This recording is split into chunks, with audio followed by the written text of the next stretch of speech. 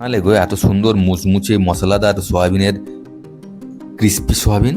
দেখবে, দাঁড়াও, এ দেখো, প্রথমে এখানে কাঁচা সয়াবড়ি নিয়েছি, তারপরে একটা কড়াতে অল্প একটু লবণ আর জল দিয়ে দেখো সয়াবড়িগুলো একটু ফুটিয়ে নেবো যাতে একটু সিদ্ধ হয়ে যায়। এবারে এইদিকে একটা বাটিতে টক দই, পরিমাণ মতো কর্নফ্লাওয়ার নিয়ে নিয়েছি, এবারে হলুদের গুঁড়ো, এবার নিয়ে নেবো ঝাল লঙ্কার গুঁড়ো, যে ইচ্ছা মতো ঝাল দিতে পারি এখানে।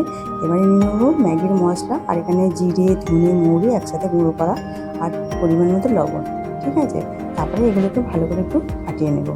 দেখতে পাচ্ছ আমি কীভাবে করেছি, এইভাবে করে ভালো করে একটু ফাটিয়ে নিতে হবে। তারপরে সয়াবড়িগুলো ভালো করে হাত দিয়ে চেপে চেপে ভালো করে জল ঝরিয়ে তারপরে সয়াবড়িগুলোকে দিয়ে দিতে হবে, এতে রেস্টে রাখার কোনো দরকার নেই।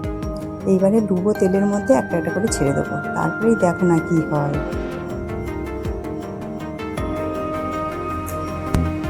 দেখছো, দেখছো দেখছো আচ্ছা, কেমন সুন্দর, এই দেখো ভাজা হয়ে গেল, সুন্দর খুবই লাল তো লাল করে। সহজ ব্যাপার হ্যাঁ, এই একদম। দেখো কুরকুরা হয়ে গেলে, এবার একটু ঠান্ডা হলে কিন্তু কুরকুরা আচ্ছা হবে। আচ্ছা, এই খুবই দেখো, সহজ মানে। অল্প তেলের মধ্যে একটু আদা কুচি, লঙ্কা কুচি, আর এখানে দিয়ে দিলাম ক্যারি পাতা। এখানে কিন্তু রসুনটা খাওয়া যায়, কেন আজকে তো বৃহস্পতিবার, রসুন খাওয়া যাবে না, তাই এখানে একটু নিরামিষভাবে করেছি। এখানে পেঁয়াজও দেওয়া যায়, তারপরে এখানে একটু যদি ভাজা ভাজা হয়ে যাবে, এবারে ওই যে ক্রিসপি সয়াবড়িগুলো দিয়ে দেবো, দিয়ে একটু নাড়াচাড়া করে নেবো। এখানে কোনো কিন্তু চলছে না, এখানে শুকনো এতেই নাড়ানাড়ি মানে করছি। খুব সহজেই হয়ে গেল হ্যাঁ, খুব সহজে এটা।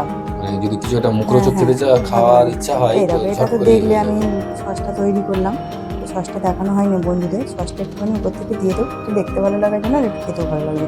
এর বাহ! মধ্যে ফ্যাটানো টক দই দিলেও ভালো লাগবে কিন্তু। তা আমি বন্ধুরা, আর দিইনি। রেসিপিটা যদি আপনাদের ভালো লাগে অবশ্যই বন্ধুদের মধ্যে শেয়ার করে দেবেন, যারা জানে না তারাও জেনে যাবেন। আর আমার চ্যানেলটিকে অবশ্যই সাবস্ক্রাইবটা করে রাখবেন নতুন নতুন ভিডিও দেখার জন্য। তাহলে আজকের মতো নমস্কার।